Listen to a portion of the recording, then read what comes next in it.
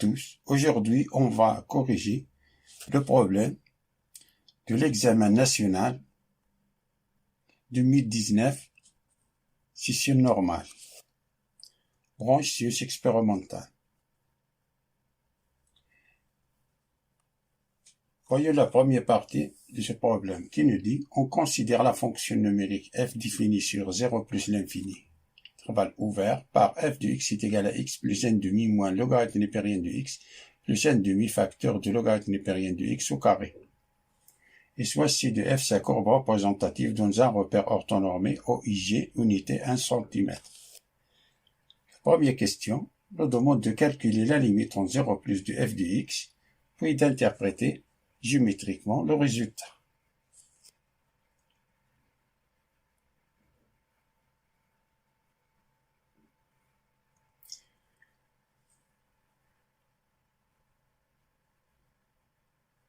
On a la limite en 0 plus de f de x est égal à la limite en 0 plus, on remplace f de x par son expression, ça est égal à plus l'infini, car on a la limite en 0 plus du logarithme népérien de x, c'est moins l'infini.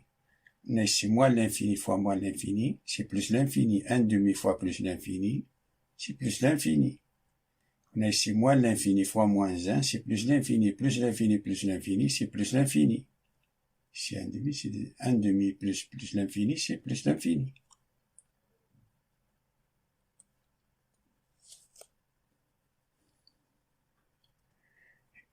On rappelle que la limite quand x tend vers a de f de x est égal à plus ou moins l'infini implique que x est égal à a est une asymptote verticale. Et lorsque la limite en plus ou moins l'infini de f de x est égal à a, c'est-à-dire est finie, appartenant à R, implique que y est égal à a est une asymptote horizontale. Si la limite en plus ou moins l'infini de f de x est infinie,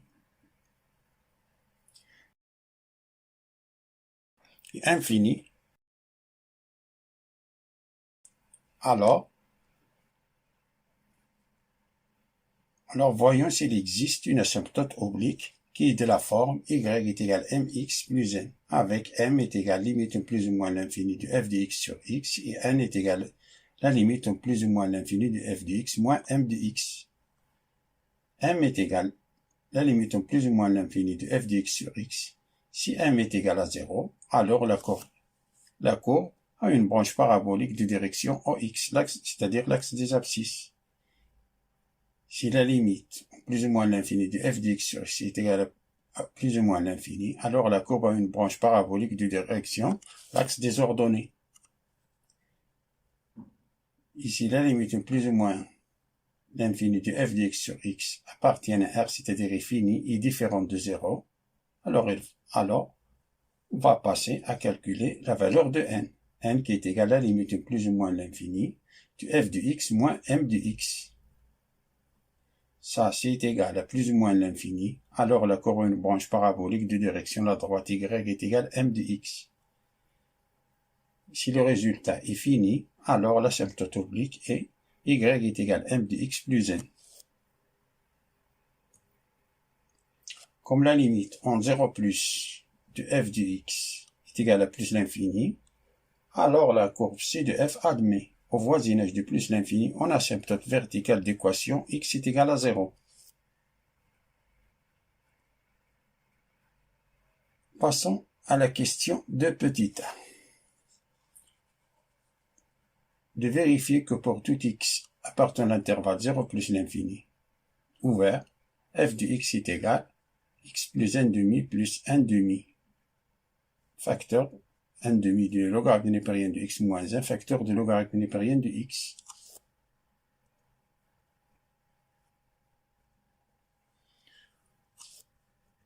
On a f de x qui est égal à x plus n demi moins logarithme népérien de x plus n demi logarithme népérien de x au carré.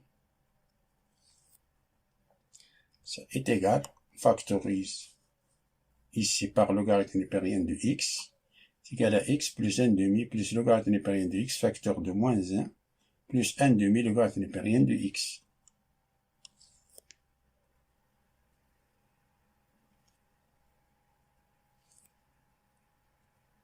Qui est égal à x plus n demi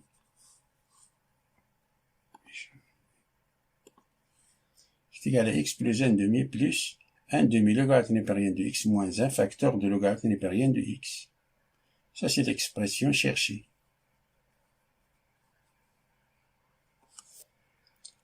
Passons à la question de petit b. On déduire que la limite en plus l'infini de f de x est égale à plus l'infini. C'est-à-dire qu'on va utiliser cette expression-là. La limite au plus l'infini de f de x est égale à la limite au plus l'infini de x plus 1 demi du logarithme népérien de x moins 1 facteur de logarithme népérien de x. Ça est égal à plus l'infini, car la limite au plus l'infini du logarithme népérien de x, c'est plus l'infini. On a ici plus l'infini, 1 demi fois plus l'infini. Logarithme népérien de plus l'infini, c'est plus l'infini. 1 demi fois plus l'infini, c'est plus l'infini. Plus l'infini moins 1, c'est plus l'infini. Et plus l'infini fois plus l'infini, c'est plus l'infini. On a x par plus l'infini, c'est plus l'infini, c'est plus l'infini. Plus 1 demi, c'est plus l'infini. Comme la limite en plus l'infini de f de x est égale à plus l'infini, alors la courbe n'admet pas d'asymptote horizontale au voisinage de plus l'infini. Passons à la question de petit c. De montrer que pour tout x appartenant à l'intervalle ouvert 0 plus l'infini, le logarithme népérien de x tout au carré divisé par x est égal à 4 facteurs de logarithme népérien de la racine de x sur la racine de x tout au carré. Puis on déduire que la limite en plus l'infini du logarithme népérien de x tout au carré divisé par x est égal à 0.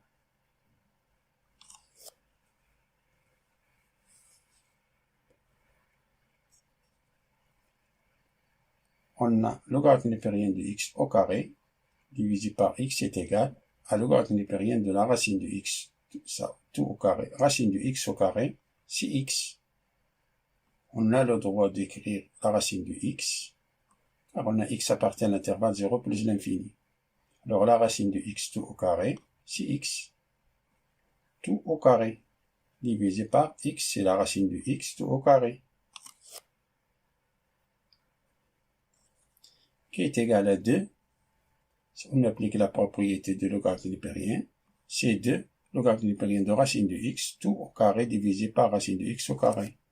Ça, ce n'est que 4 facteurs de logarithme népérien de racine de x tout au carré divisé par racine de x au carré qui est égal à 4 logarithme népérien de racine de x sur racine de x tout au carré.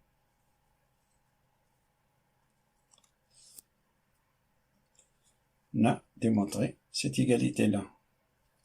Passons à calculer la limite en plus l'infini. La limite en plus l'infini du logarithme népérien de x au carré sur x, on remplace cette expression-là par celle-là, qui est égale à limite en plus l'infini de 4, logarithme népérien de racine de x sur racine de x tout au carré, qui est égal à 4, facteur de limite en plus l'infini, de logarithme népérien de racine de x sur racine de x, ça va noter par grand T. On pose t est égal à racine de x. Si x tend vers plus l'infini, alors t tend vers plus l'infini. Donc, i qui est égal à 4, limite t tend vers plus l'infini du logarithme népérien de t sur t, tout au carré est égal à 0, car limite en plus l'infini du logarithme népérien de t sur t est égal à 0, c'est une limite usuelle.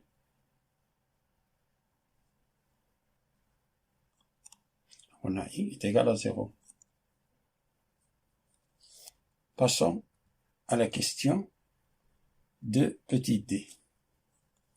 De montrer que la courbe de la fonction f admet au voisinage du plus l'infini une branche parabolique de direction asymptotique à la droite delta d'équation y est égal à x.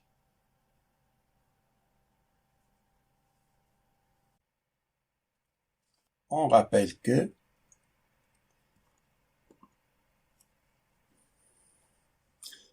petit rappel sur les asymptotes verticales et horizontales et les branches paraboliques, que j'espère que vous connaissez par cœur.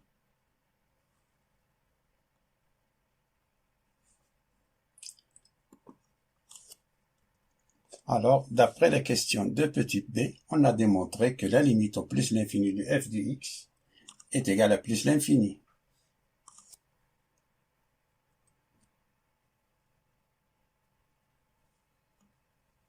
Alors, m qui est égal à limite au plus l'infini de f de x sur x, qui est égal à limite au plus l'infini de x plus n demi moins le logarithme népérien de x plus n demi le logarithme népérien de x au carré, tout divisé par x.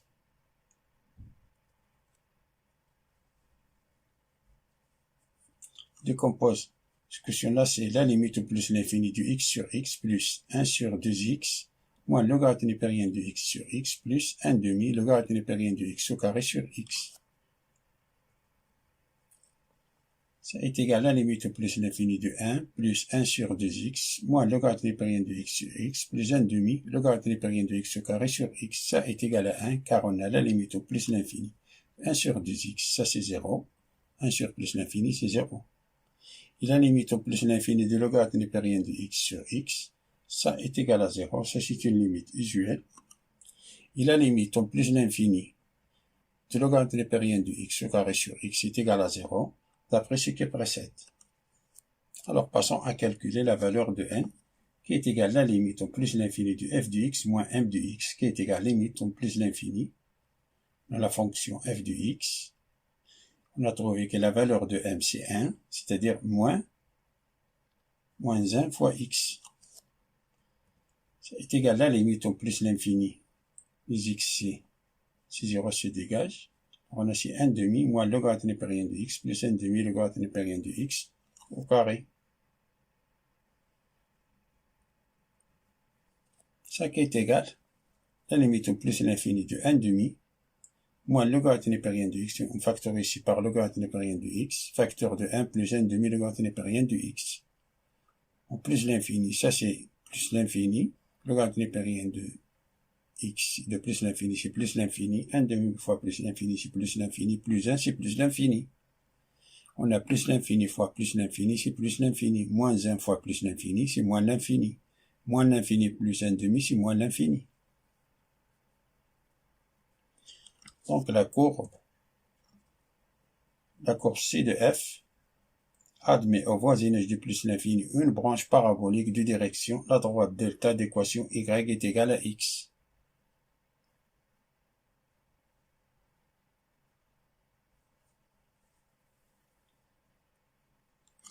Passons à la question 3 petit a.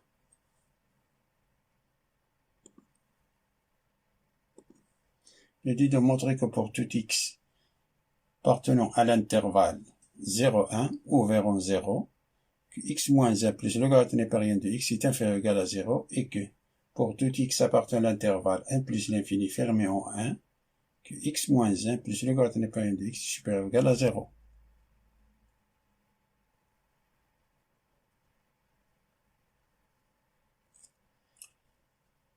Ça c'est la graphique de logarithme népérien de x.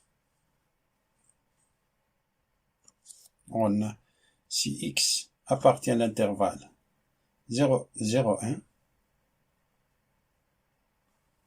c'est-à-dire que x est compris entre 1 et 0, c'est-à-dire que x moins 1 est supérieur. J'extrais moins 1, c'est une équation, on a moins 1 strictement inférieur à x moins 1 qui est inférieur ou égal à 0. Et que le logarithme népérien de x, après la graphique, on voit ici dans l'intervalle 0, 1, la graphique est en dessous de l'axe des abscisses, c'est-à-dire que le logarithme népérien de x est inférieur ou égal à 0.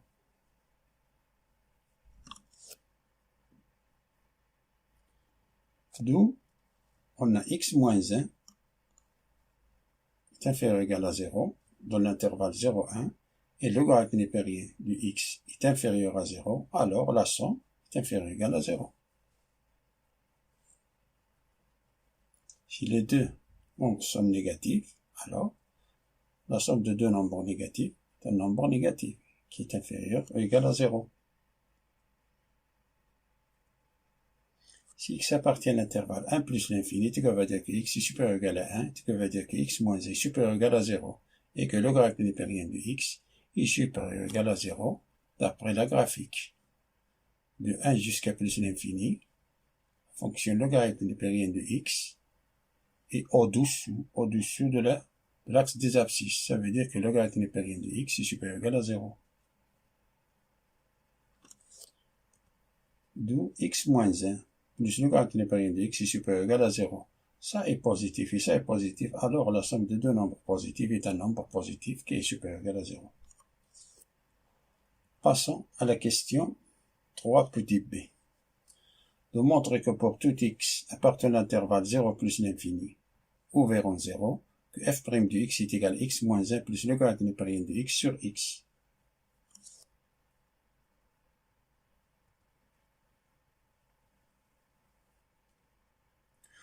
On a la fonction f de x.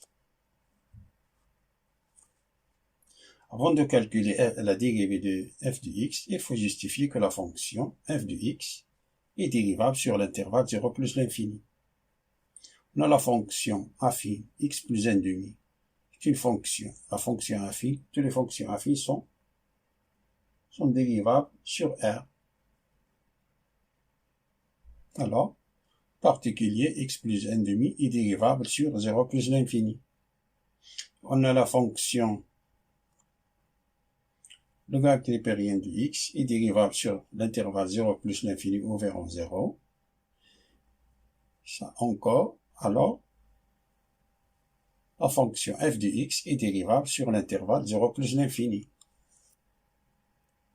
On rappelle quelques propriétés de la dérivée qu'on va utiliser dans cette question. Que la dérivée de la fonction f de x à la puissance n est égale à n f de x à la puissance n moins 1 fois f' de x, et la dérivée de logarithme népérien de f de x, c'est f' de x sur f de x. Alors on a f de x qui est égal à ceci, implique f' de x, c'est la dérivée de x plus 1 demi, moins la dérivée de logarithme népérien de x plus 1 demi, la dérivée de logarithme népérien de x tout au carré. Ça est égal à la dérivée de x plus 1 demi, c'est la dérivée de x c'est 1, la dérivée de 1 demi c'est 0, alors on a 1. La dérivée de logarithme népérien de x c'est 1 sur x, c'est-à-dire on a moins 1 sur x, plus 1 demi. La dérivée de logarithme népérien de x au carré c'est 2 fois logarithme népérien de x fois 1 sur x. Ça est égal au même dénominateur commun, alors on a ça 1 c'est x sur x, car on a x est différent de 0, moins 1 sur x, plus 2 les deux se simplifient, ces deux-là se simplifient, alors le logarithme népérien de x sur x, ça est égal, f' de x est égal à x moins 1, plus le logarithme népérien de x sur x. C'est l'expression cherchée.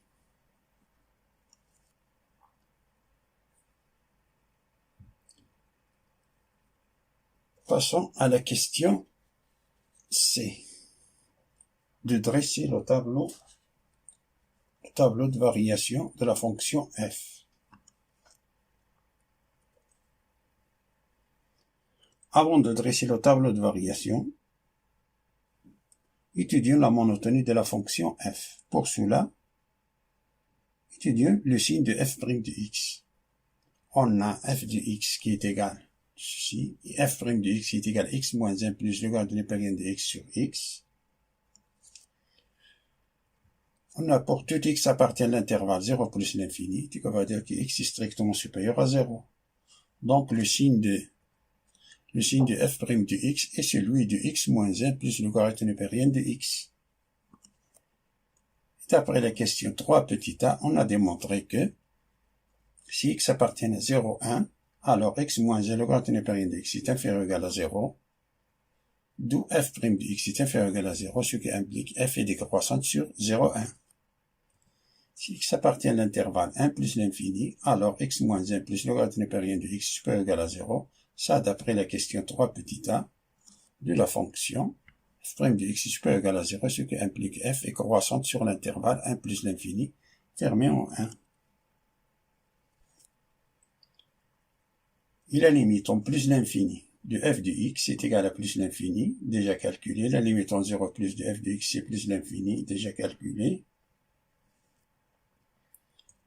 On a f de 1, car on a ici, au bord 1. Alors on a f de 1 est égal à 1 plus n demi moins 1 moins logarithme népérien de 1 plus n demi logarithme népérien de 1 tout au carré. Ça c'est 0, ça c'est 0.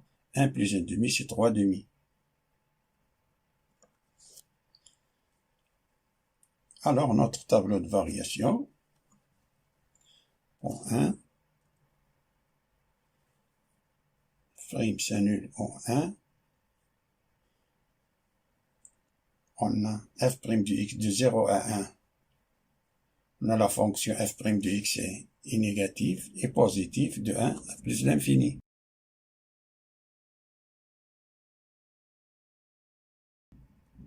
On a f de 1 c'est 3 demi. Alors on a les décroissante et croissante. On remarque le point 1, 3 demi, est le minimum absolu. Donc, on a une tangente horizontale d'équation y est égale à 3 demi.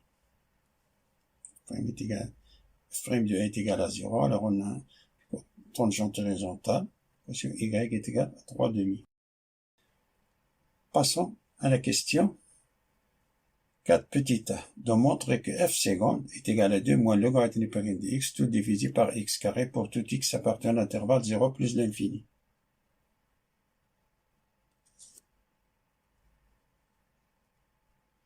Avant de calculer f seconde, on a tout d'abord, avant de calculer f seconde, il faut justifier que la fonction f' de x est dérivable sur 0 plus l'infini. Que la fonction, on a la fonction x moins 1 plus le logarithme népérien de x est dérivable, cette fonction-là, numérateur est dérivable sur 0 plus l'infini. Et la fonction 1 sur x, ici, 1 sur x fois tout le numérateur. 1 sur x est dérivable sur r étoile, en particulier sur 0 plus l'infini. Donc, f' de x est dérivable sur 0 plus l'infini. On rappelle quelques propriétés qu'on va utiliser ici, que la dérivée de f de x sur j de x est égale à f' de x, j de x moins f de x, j' de x divisé par j de x au carré. Et la dérivée de logarithme népérien de f de x, c'est f' de x sur f de x. Alors on a f' de x qui est égal à x moins 1 logarithme népérien de plus logarithme népérien de x sur x, implique que f seconde de x est égal, tout ceci, sa dérivée qui est égale x moins 1 plus logarithme népérien de x, la dérivée fois x moins x moins 1 plus logarithme népérien de x fois la dérivée de x, tout divisé par x carré. Ça c'est 1, ça c'est 0, c'est 1 sur x, 1 plus 1 sur x fois x, moins tout ceci, la dérivée de x c'est 1, tout divisé par x carré qui est égal, ça c'est x plus 1, car on a x est différent de 0, x plus 1 moins x plus 1 moins le logarithme népérien de x, ça est égal 2, les x c'est 0, x moins x c'est 0, alors on a 2 moins le logarithme népérien de x sur x carré. C'est l'expression cherchée.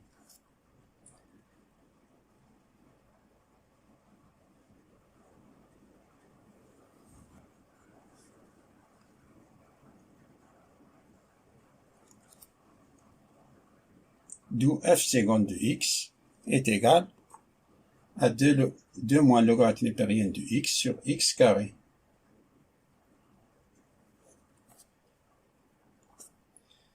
Passons à la question suivante.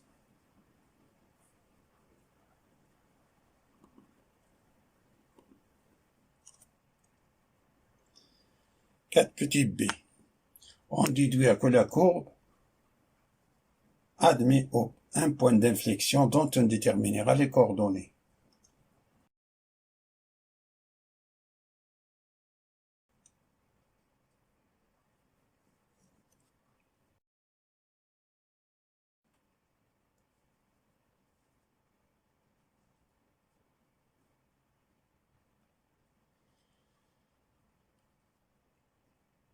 Pour cela, on calcule les valeurs remarquables de f seconde, c'est-à-dire de calculer les valeurs qui annulent la dérivée seconde, et d'étudier le signe de f seconde sur 0 plus l'infini, sur l'intervalle 0 plus l'infini. On a f seconde, on a déjà calculé, c'est 2 moins logarithme népérien de x sur x carré. On a f seconde de x est supérieur ou égal à 0, tu peux lire 2 moins logarithme népérien de x sur x carré est supérieur ou égal à 0. Comme x est différent de 0, x carré est strictement supérieur à 0, alors, ça va dire que 2 moins logarithme népérien de x est supérieur ou égal à 0. Ça veut dire que logarithme népérien de x est inférieur ou égal à 2. Ce veut dire, si on fait entrer l'exponentielle, la fonction exponentielle est croissante, alors le signe de l'inégalité ne change pas. Ce qui veut dire que l'exponentielle de logarithme népérien de x est inférieur ou égal à l'exponentielle carré. Ce qui veut dire ça, c'est x est inférieur ou égal à exponentielle au carré.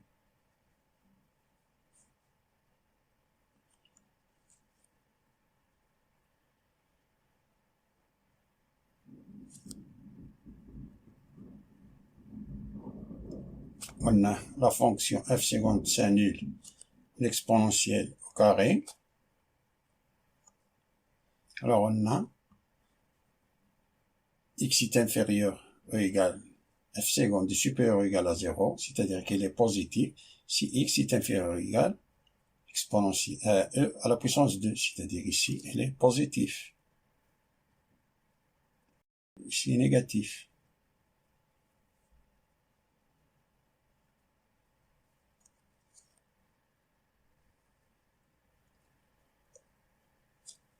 Et ça c'est f l'image de e au carré, c'est f de e au carré. On a ici la courbe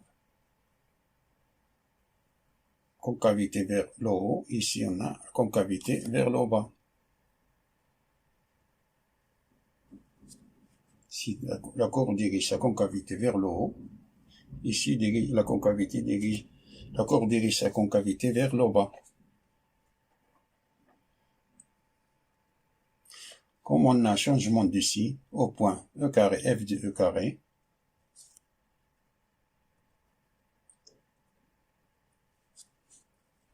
f de e carré, c'est à peu près 7,9.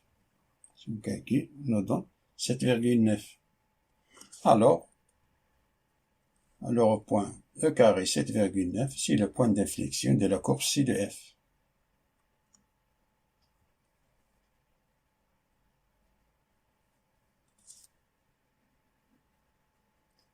Passons à la question 5 petit a.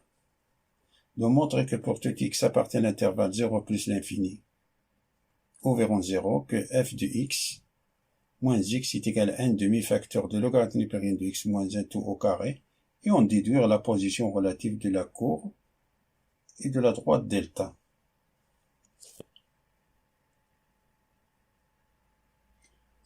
On a f de x moins x est égal à x plus 1 demi moins logarithme népérien de x plus 1 demi logarithme népérien de x au carré moins x. Ça est égal, les x se simplifient, x moins x, ça c'est 0. On a ici 1 demi facteur de logarithme népérien de x moins 1, ça c'est logarithme népérien de x au carré, moins 2 logarithme népérien de x, plus 1. Si on factorise par 1 demi, on donne ce résultat-là.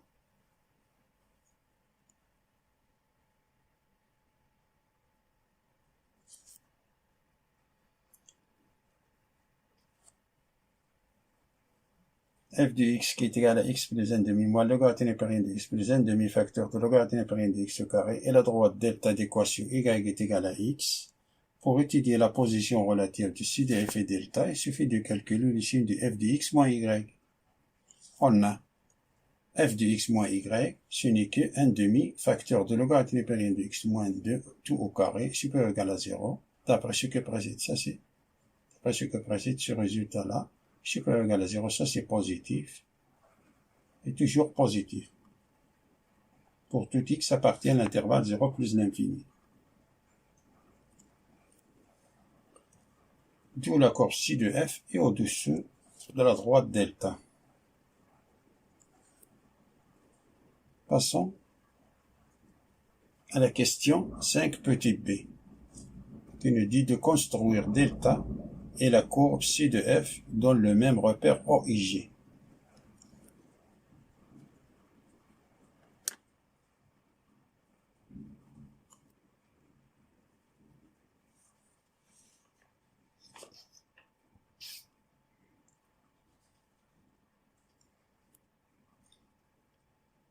Les étapes à suivre pour la construction de la courbe sont 5.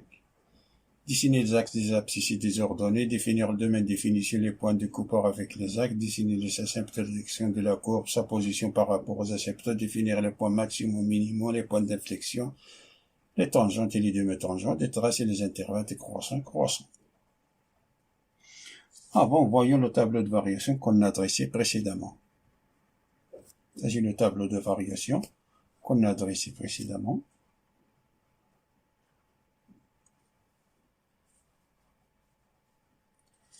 On a limite, ça ce sont les axes des abscisses des ordonnées.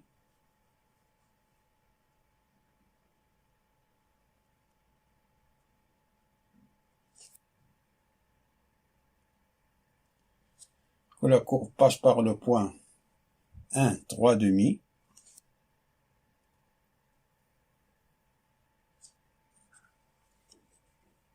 À peu près ici, je crois ici 1, et 3 demi ici 1,5. À peu près ici, passe par ici, par ce point-là.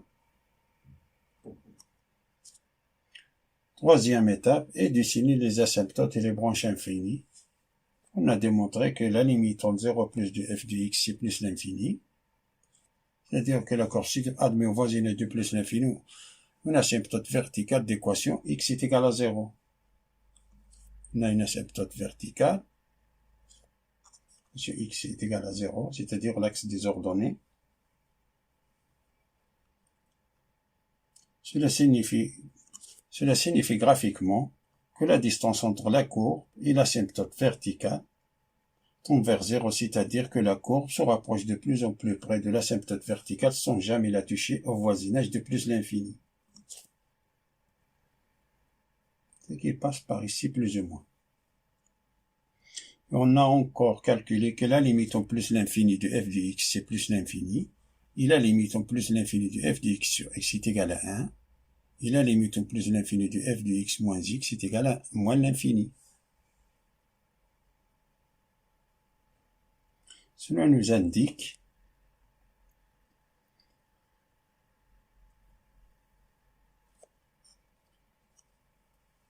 que la droite d'équation y est égale à x, la droite delta,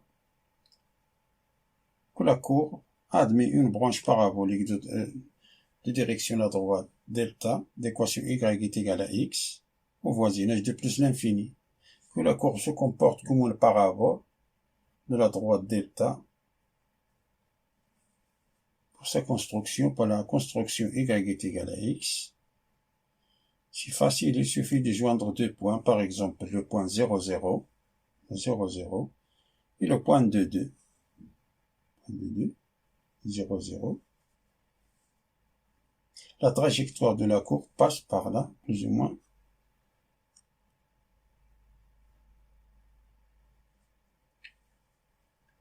La trajectoire de la courbe passe par ici, plus ou moins.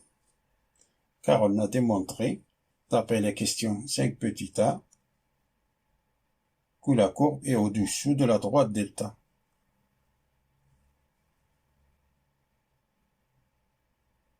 La quatrième étape est définir le point maximum minimum, point d'inflexion étant les demi-tangentes. D'après le tableau, le point 1 et 3 demi, c'est le minimum absolu, alors on a en tangente horizontale d'équation y est égal 3 demi.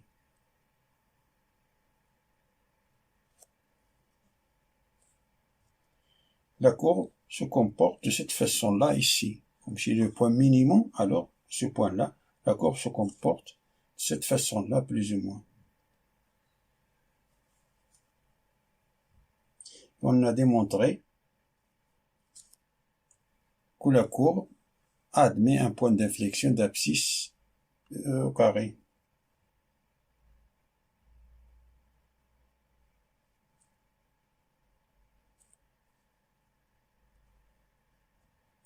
E au carré, 67,4 plus ou moins, ici. Et f de E au carré, 67,9, il est ici plus ou moins. Alors, on trace les intervalles décroissants et de décroissants. Alors, on a la courbe passe par ici. Il est décroissant de 0 jusqu'à 1. C'est-à-dire passe par là. Depuis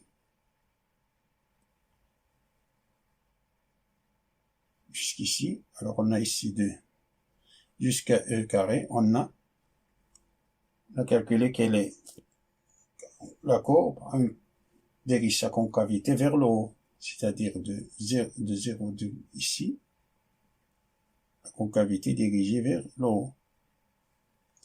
Et depuis de E carré jusqu'à l'infini, la concavité est dirigée vers le bas.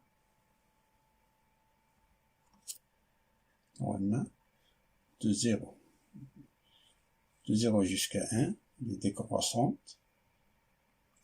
Elle est croissante de 1 jusqu'à E carré, dirige la concavité vers le haut. Puis, E carré jusqu'à l'infini, il dirige la concavité vers le bas. Ça, c'est la courbe de la fonction f de x, plus ou moins.